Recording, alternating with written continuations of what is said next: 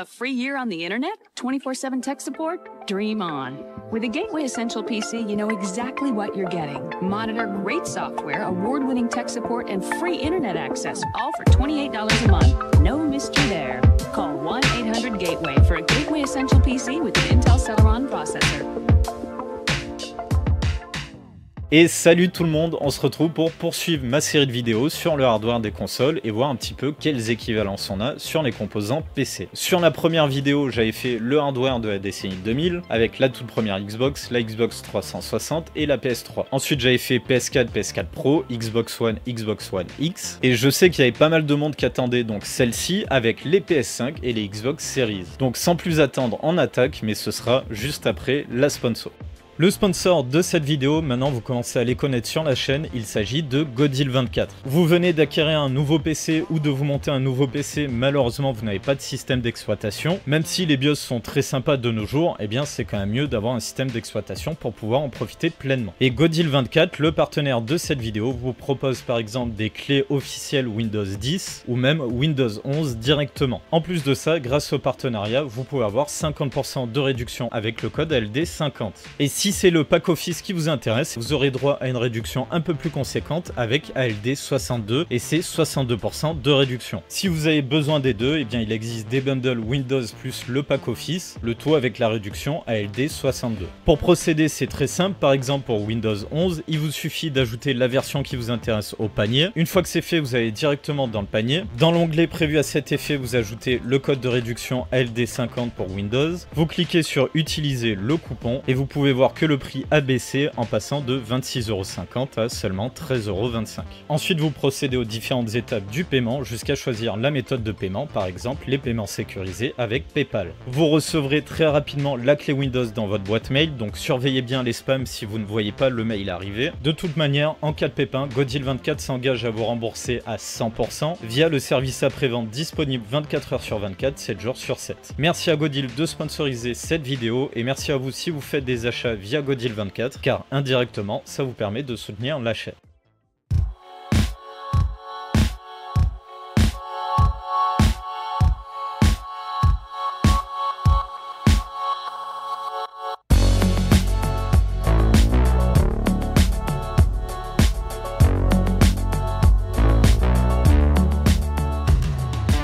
On attaque sûrement la vidéo la plus attendue de cette série. En revanche, je mets un disclaimer, je ne suis pas du tout là pour entrer dans la guéguerre des consoles, savoir qui est plus performant que l'une ou que l'autre, j'en ai rien à carrer et je vous invite à ne pas entrer là-dedans dans les commentaires, ce n'est pas du tout le but de la vidéo. Et idem dans le sens PC versus console, c'est vraiment pas le but. Et pareil, ça servira à rien de venir dans les commentaires, hein. J'en reparlerai parce que j'ai préparé tout un chapitre par rapport à ça, et de venir me dire que ce que je dis c'est des conneries, parce que, ah mais j'ai vu un youtubeur, il disait que c'était l'équivalent d'une RTX 2070. Mais attends, sur ce site de presse hardware, il disait que c'était l'équivalent de la RTX 2080 Super. Je pense que tu racontes n'importe quoi. Bref, je prépare tout un chapitre là-dessus pour expliquer pourquoi c'est des conneries. Mais grosso modo, il y a tout un tas de gens qui racontent tout et n'importe quoi juste pour faire le buzz. De toute manière, dans cette vidéo, vous verrez comment je procède pour arriver aux conclusions que je vous donne. Je vais pas vous balancer juste c'est équivalent à ça, sans vous expliquer pourquoi je trouve que c'est équivalent à ça. Donc entrez pas là-dedans, parce que quand j'avais fait cette série de vidéos sur TikTok, je vous avoue que c'était très pénible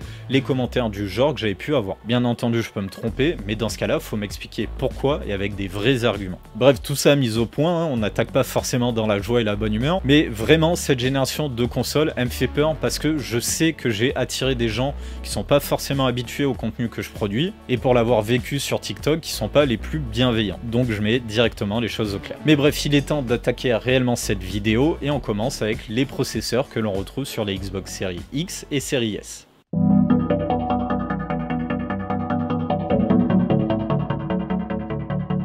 Pour avoir les informations concernant les processeurs des deux consoles, je me suis pas embêté, je suis allé directement sur le site de Microsoft. Je vous passe rapidement un petit peu tout le marketing, on va directement aux caractéristiques techniques. Donc ce que vous voyez là, c'est les informations concernant la Xbox Series X. On a tout un tas d'informations, mais en gros on va se concentrer uniquement sur le CPU. Pour le GPU, on ira sur Tech Power Up, c'est quand même bien plus précis. On peut voir qu'il nous annonce un processeur 8 cœurs cadencé à 3,8 GHz et 3,6 GHz sans technologie SMT. Alors ce qu'il y a écrit là, je sais pas trop quoi en penser, puisque normalement SMT c'est l'hyperthreading chez AMD. Ça voudrait dire que quand ils n'utilisent pas l'hyperthreading, on a une fréquence plus basse. J'ai envie de dire pourquoi pas. Je trouve ça un peu bizarre, mais bon, continuons. Et il s'agit d'un CPU annoncé comme étant sous la microarchitecture Zen 2. Il précise malgré tout custom, donc ça m'étonne pas vraiment, on aura sûrement quelques différences. Sur la page de la Xbox Series S, bizarrement, eh bien, j'ai pas ces informations au niveau du hardware, donc je suis obligé de faire autrement. Je suis donc allé voir sur la page Wikipédia, on peut voir qu'on a un 8 cœurs cadencé à 3,6 GHz et 3,4 GHz avec la technologie SMT. Alors là, ça me paraît plus logique que ce que l'on a sur le site de Microsoft, qu'on ait une fréquence légèrement plus basse quand on active l'hyperthreading, ça me choque pas tant que ça. En revanche, l'inverse comme sur la Series X, je trouve ça un peu bizarre. Bon bref, on va dire qu'on a une fréquence qui se situe entre 3.8 et 3.6. Mais revenons à la Series S. Donc au maximum, on a une fréquence de 3,6 GHz sur 8 cœurs et là aussi sur un custom Zen 2. Grosso modo, je pense qu'on a le même processeur, sauf qu'il est moins cadencé sur la Series S. Si on prend ce magnifique tableau qui nous vient de Wikipédia concernant tous les processeurs Ryzen, on peut voir que les processeurs Ryzen en Zen 2 qui possèdent 8 cœurs, eh bien il y en a deux, il y a le 3800X et le 3700X. Je zoome un petit peu pour ceux qui sont sur téléphone, on m'a dit que des fois on voyait pas très bien. Je dirais qu'on est plutôt sur le 3700X étant donné qu'au niveau des fréquences on colle à peu près pile poil. Il s'agit donc d'un processeur 8 cœurs avec 16 threads, donc quand on active le SMT, on peut voir qu'on a une fréquence de 3,6 GHz en fréquence de base. En revanche, on a une fréquence boost qui va jusqu'à 4,4 GHz. A priori, on n'a pas de fréquence boost sur les deux consoles, on a uniquement la fréquence qui varie si on active ou désactive l'hyperthreading. Donc en gros, sur les deux consoles, on doit avoir une sorte de 3700X un petit peu modifié. Pour la partie CPU de ces deux consoles, finalement, eh bien, on a quand même quelque chose de plutôt costaud. Même si c'était pas le top du top au moment de la sortie des consoles, eh bien, c'est quand même plutôt pas mal. L'équivalent d'un 3700X pour faire tourner les jeux prévus sur ces consoles, je doute pas que ça fera largement l'affaire. Allez, on passe maintenant à la partie GPU des deux consoles de Microsoft. On va donc d'abord voir les caractéristiques et ensuite essayer de trouver une équivalence. Ce GPU, il se fait appeler Lockhart. On voit qu'on est sous la microarchitecture RDNA 2. Ça veut donc dire que exit Nvidia, on est du côté d'AMD. Donc comme j'ai pu souvent l'avoir dans les commentaires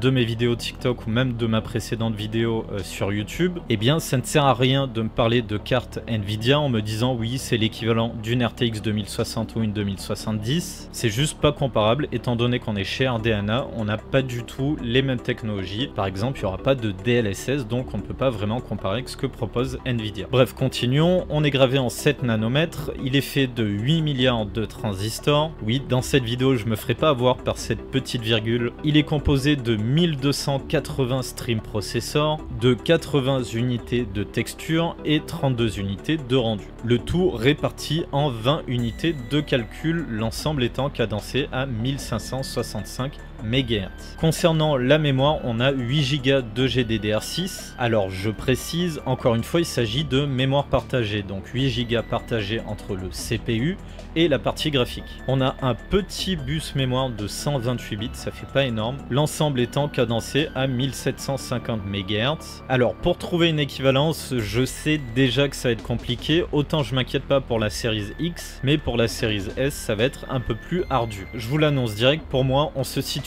entre l'AMD Radeon RX 6600 et l'AMD Radeon RX 6500 XT. On commence avec la RX 6600, on peut voir qu'on est bien sur RDNA 2, gravé en 7 nanomètres. Malgré tout, on a quand même beaucoup plus de transistors, donc ça montre qu'on a quand même un GPU qui est plus costaud. Ce GPU, il est donc composé de 1792 stream processors, 112 unités de texturing, 64 unités de rendu. Le tout réparti en 28 unités de calcul. On nous précise ici 28 RT Core, alors ça c'est faux. Du côté d'AMD, il n'y a pas de RT Core, on a ce que l'on appelle des Ray Accelerators. C'est pas des unités de calcul dédiées au calcul du ray tracing, il s'agit d'un module par unité de calcul, c'est pour ça qu'on en a le même nombre que les unités de calcul, qui est là pour soulager un petit peu les stream processors pour le calcul du ray tracing. C'est une approche différente qui a été faite par AMD, et c'est aussi à cause de ça que je vous explique que c'est pas comparable avec les cartes Nvidia. Bref, reprenons. Son GPU, quant à lui, il est cadencé à 1626 MHz, mais avec deux types de fréquences boost, une qui monte à 2400 MHz et une à 2491. En pratique, en vrai, on n'est quasiment jamais à la fréquence de base avec ces GPU. Concernant la mémoire, on retrouve la même quantité de mémoire, mais sauf que cette fois-ci, ce n'est pas partagé. Toujours en GDDR6, toujours le bus en 128 bits, avec une fréquence de 1750 MHz. Je vous remets les caractéristiques de la série S, juste pour vous rappeler, mais au niveau de la mémoire, on colle pile poil. Pour ce qui est de la fréquence, on est en dessous de la fréquence de base, et pour ce qui est des unités de calcul, on a quand même pas mal d'écart. C'est donc pour ça que je vous disais qu'on était entre la 6600 et la 6650 XT. Sur la 6500 XT, on va même pas regarder la mémoire parce que ça correspond pas, on va juste regarder au niveau des unités de calcul. On voit qu'on a 1024 stream processors, 64 unités de texturing, 32 unités de rendu, le tout réparti sur 16 unités de calcul. Encore une fois, il nous parle de RT Core, mais faites pas attention, c'est pas vraiment le cas chez AMD. Donc en gros, le GPU de la Xbox Series S, il est entre ces deux GPU. On a donc quand même l'équivalent d'un GPU qui est un mix entre un GPU milieu de gamme et un GPU entrée de gamme. Le GPU de la Xbox Series X, on regarde rapidement les caractéristiques sur Tech Power Up et on essaie de trouver l'équivalence. En bref, on garde la même formule. Ce GPU, il a donc le nom de code Scarlett RDNA 2, donc encore une fois chez AMD, gravé en 7 nanomètres, composé de 15 300 millions de transistors, avec 3328 stream processors, 208 unités de texturing, 64 unités de rendu, le tout réparti sur 50 unités de calcul. L'ensemble étant cadencé à 1825 MHz. Concernant la mémoire, on a 10 Go de mémoire partagée en GDDR6, donc une mémoire QDR, et un bus mémoire 320 bits. L'ensemble est cadencé à 1750 MHz, ce qui nous donne 14 gigabits par seconde. Alors ce qui me choque, c'est que ça fait quand même énormément de différence avec le GPU de la série S. Mais bref, ça j'en reparlerai dans la conclusion. Donc en termes d'équivalence, eh bien on tombe pas tout pile, mais celle qui s'en rapproche le plus pour moi, c'est la RX 6800. Bien entendu, on est sur RDNA 2, gravé en 7 nanomètres. Au niveau des transistors, on voit déjà que ça colle pas vraiment. 26,8 milliards de transistors, c'est énorme. Au niveau des unités de calcul, ça diffère un petit peu, même si on n'est pas très loin, avec 3840 stream processors, 240 unités de texturing, 96 unités de rendu, le tout réparti sur 60 unités de calcul. Donc 60 Ray Accelerators, vous avez compris, je vais pas me répéter là-dessus. Ce GPU, il a une fréquence de base de 1700 MHz, avec une fréquence appelée jeu à 1815 MHz et une fréquence boost à 2105 MHz. Concernant la configuration de la mémoire, on a 16 Go de GDDR6 sur un bus mémoire un peu plus petit de 256 bits. La mémoire a aussi une fréquence un peu plus élevée avec 2000 MHz, ce qui nous donne 16 gigabits par seconde. Je retourne sur la Series X pour vous montrer un petit peu les différences, ce qui ne correspond pas. Au niveau des unités de calcul, on peut voir qu'on en a un petit peu moins à tous les niveaux. Au niveau de la fréquence, en tout cas, on correspond plutôt à ce qu'ils appellent la fréquence jeu, on va dire le premier palier du boost. Donc en gros, sur la Series X, on aurait une RX 6800, mais amputée d'une bonne partie de ses performances. Je vois les commentaires arriver me dire qu'on est à peu près au niveau d'une RX 6700 ou 6750 et les diverses déclinaisons des 6700 qu'on a eu. Toutes ces déclinaisons de la 6700 se basent sur le même GPU, on aura donc les mêmes unités de calcul pour toutes, mais je prends la plus performante pour que vous compreniez qu'on est quand même assez loin. Déjà au niveau des unités de calcul, il y a quand même beaucoup d'écart. On a malgré tout une fréquence qui est plus élevée sur ce modèle là en tout cas, et au niveau du bus mémoire, on a quand même beaucoup d'écart. En revanche, au niveau des transistors, on est plutôt proche, même si on a toujours plus de transistors sur cette carte là. Mais bon, au niveau des unités de calcul et de la fréquence, vous le voyez, ça correspond quand même pas du tout. J'attaque avec le GPU de la Xbox Series X et finalement avoir quelque chose qui se rapproche plus ou moins, il y a quand même pas mal de différences avec une RX 6800, c'est quand même plutôt pas mal. En termes d'équivalence en carte graphique, on est plutôt dans le haut du panier que AMD avait proposé avec la génération RDNA 2. Donc c'est quand même plutôt une bonne chose. Concernant la Xbox Series S, eh bien je suis vraiment étonné de voir à quel point il y a un grand écart entre ces deux consoles. On en termine maintenant pour les consoles de Microsoft, on passe maintenant du côté de Sony.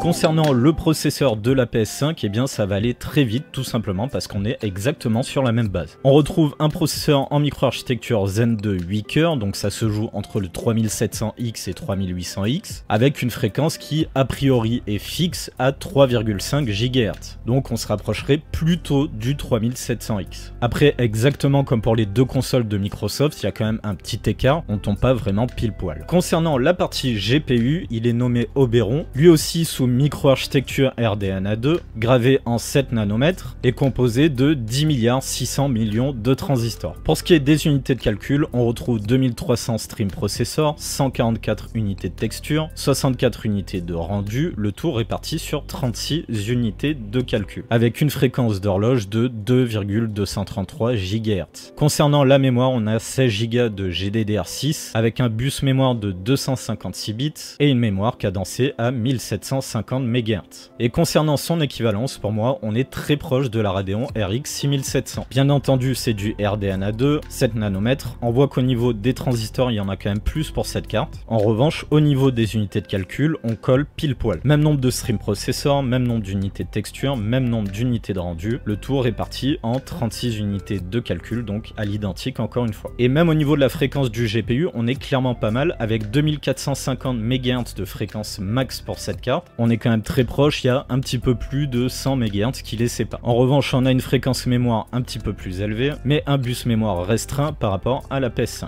Donc pour le coup, on est vraiment extrêmement proche de ce que propose la PS5 en termes de GPU. On est quand même sur un GPU qui est différent, on va dire custom, étant donné qu'au niveau du nombre de transistors, ça colle pas. Mais cette fois-ci, je me répète, on est quand même très proche. Alors, qu'est-ce que je peux dire finalement sur le hardware de la PS5? Eh bien, je trouve que c'est pas si mal que ça, on va pas se mentir. On retrouve encore une fois un processeur Zen 2 qui est très proche du 3700X, même si au moment de la sortie des consoles, c'était pas incroyable, c'était quand même tout à fait correct. Et largement suffisant pour faire du jeu vidéo. Pour la partie graphique, on est assez proche de la RX 6700, même si les RX 6700 n'étaient pas encore commercialisés au moment de la sortie de la PS5. Après, je vais comparer encore une fois à ma première vidéo de la série sur les consoles de la décennie 2000. Finalement, ça innove pas vraiment et on n'est pas vraiment sur le haut du panier du hardware de l'époque. On est plutôt sur du hardware qui est, je trouve, fait pour ne pas coûter trop cher tout en proposant quand même des performances plutôt pas mal.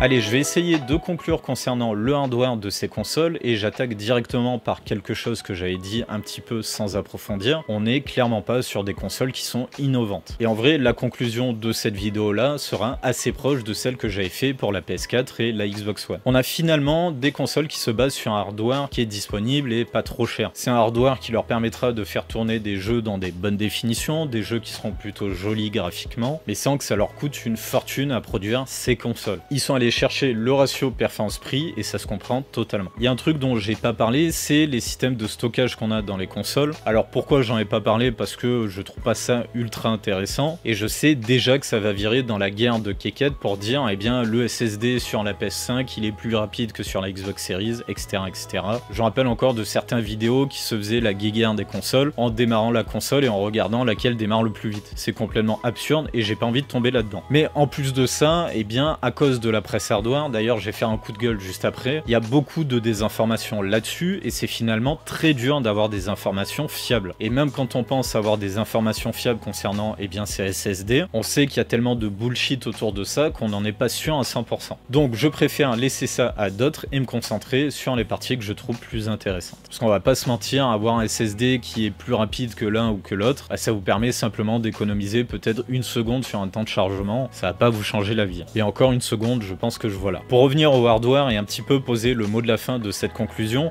même si on n'est pas sur le hardware le plus performant de cette génération, eh bien on est sur un hardware qui est tout à fait convaincant. Et comme d'habitude sur console, je doute à aucun moment qu'ils vont pas exploiter pleinement ce hardware. Ça reste un des points positifs sur console, c'est que généralement les développeurs de jeux se triturent le cerveau pour optimiser au mieux les jeux sur les consoles. Donc je doute pas que le hardware de ces consoles leur permettra de faire une belle carrière. Mais maintenant je passe en voix off pour un petit coup de gueule.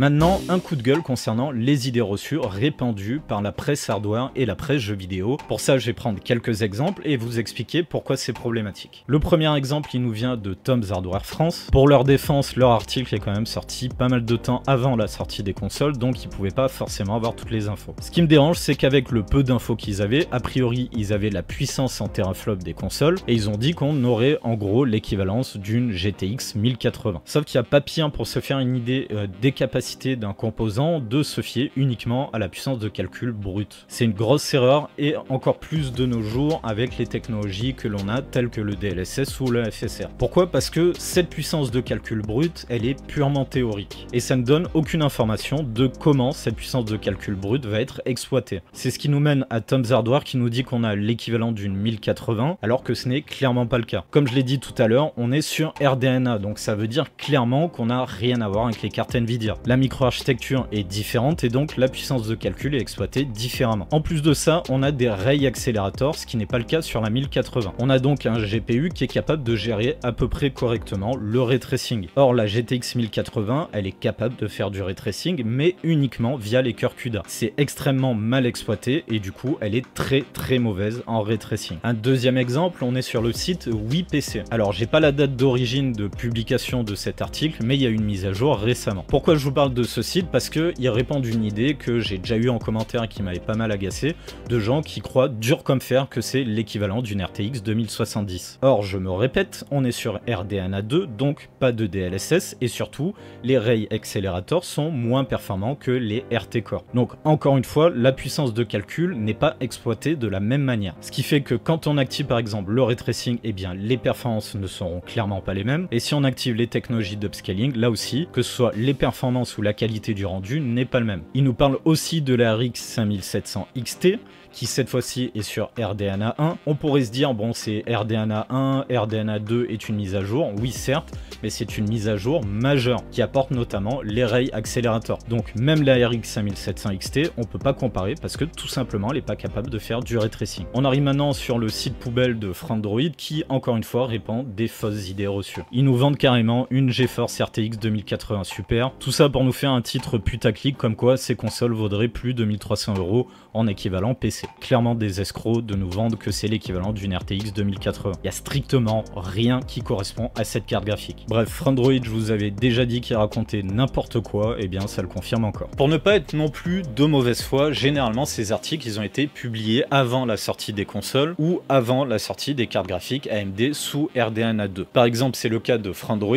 ils le disent eux-mêmes qu'ils savent qu'on est sous une microarchitecture RDNA de AMD, mais ils expliquent quand même que pour eux c'est l'équivalent d'une 2080 Super, carrément. Alors ça pourrait être une excuse de dire oui mais ils savaient pas encore ce que donneraient les cartes d'AMD. Et moi je trouve que c'est pas du tout une excuse et je trouve ça même malhonnête qu'ils savent que c'est du AMD dedans, avec les technologies associées et surtout la microarchitecture conçue par AMD, et malgré tout dans leur article nous sortir que c'est l'équivalent d'une 2080 Super. En vrai je trouve que c'est encore plus malhonnête parce que ça prouve le côté totalement putaclic de leur article. Le but est simplement de faire monter le prix de la facture pour mettre en gros titre que ces consoles équivalent à un PC à plus de 1300 €. C'est tout simplement malhonnête et ça sert simplement à attirer les gens sur l'article. Après, il y a les autres exemples, ceux qui se basent sur la puissance en teraflop pour donner une équivalence. Je l'ai rapidement évoqué, donc je vais me répéter, mais c'est une des pires manières de trouver une équivalence. Parce que comme je l'ai dit, ça ne prend pas en compte la manière dont est exploitée cette puissance brute et théorique, j'insiste. Donc ça ne prend pas en compte l'efficacité de la microarchitecture, ni même celle des technologies associées, comme je l'ai dit.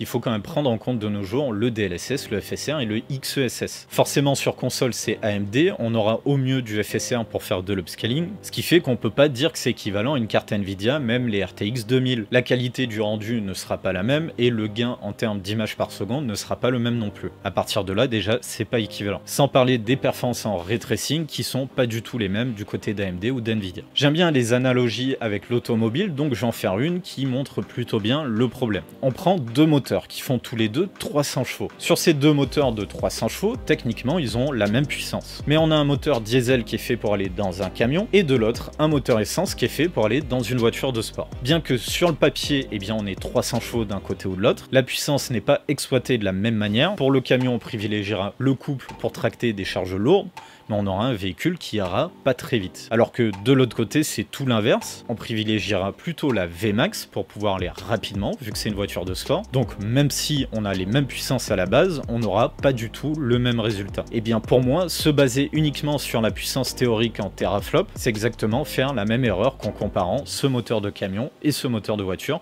sous prétexte qu'ils ont la même puissance. Donc je répète, mais c'est pas exploité de la même manière, donc on n'a pas les mêmes résultats. C'est pour ça qu'on ne peut pas comparer. Si on vous dit que c'est une micro-architecture AMD, eh bien il faut comparer avec ce qui se fait du côté d'AMD. Alors pourquoi je fais ce coup de gueule finalement? Parce que vous devez pas trop comprendre pour l'instant. Je le fais tout simplement parce que à cause de ces fausses informations qui sont répandues par la presse tech, la presse jeux vidéo, la presse hardware, etc. Eh bien il y a tout un tas de gens qui croient dur comme fer que finalement c'est ça. Et ils viennent nous embêter dans les commentaires. Alors si je fais ça, c'est pour mettre au clair quelque chose. Parce que dans mes vidéos TikTok, c'est les raisons pour lesquelles j'avais peur un petit peu de faire cette série ici. C'était parfois à la limite de l'insulte avec des gens qui disaient que je racontais que des conneries et que c'était une 2070. Il est possible que je me trompe, j'ai pas vraiment de problème avec ça. Mais de mon côté, tout le cheminement qui mène à dire on a à peu près telle ou telle équivalence, vous le voyez dans la vidéo. Vous avez les sources, les informations qui sont données par TechPowerUp, ou encore le site officiel de Microsoft, ou même Wikipédia quand j'ai pas mieux. Mais bref, les informations sur lesquelles je me base, c'est des faits, c'est vérifiable. Si vous voulez me dire que je me suis trompé, faites à minima un cheminement sourcé, tout en indiquant la réflexion qui mène au résultat que vous avez, et après on pourra en discuter. Mais si c'est simplement pour me dire oui je l'ai lu, un tel il l'a dit, un tel il l'a dit, du coup ce que tu dis c'est faux, je vous répondrai même pas. Donc s'il vous plaît, tombez pas là-dedans dans l'espace commentaire. J'espère que cette vidéo vous aura plu. Si c'est le cas, n'oubliez pas de mettre le pouce en l'air ou encore de vous abonner si vous ne l'avez pas déjà fait. Dans la description, vous trouverez le lien Linktree vers les réseaux sociaux, le Discord, la boîte mail, tout ça. Donc n'hésitez pas à aller faire un petit tour. Vous trouverez aussi les liens vers le sponsor de la vidéo Godil24. Donc si ça vous intéresse, n'hésitez pas à aller voir ce qu'ils proposent. Et aussi un lien vers le site overclockingpc.eu. Je l'ai déjà dit, ils soutiennent la chaîne, donc on va leur rendre l'appareil. N'hésitez pas à aller voir ce qu'ils font. Bref, on arrive à la fin de cette vidéo, donc comme d'habitude, prenez soin de vous et on se retrouve dans la prochaine vidéo.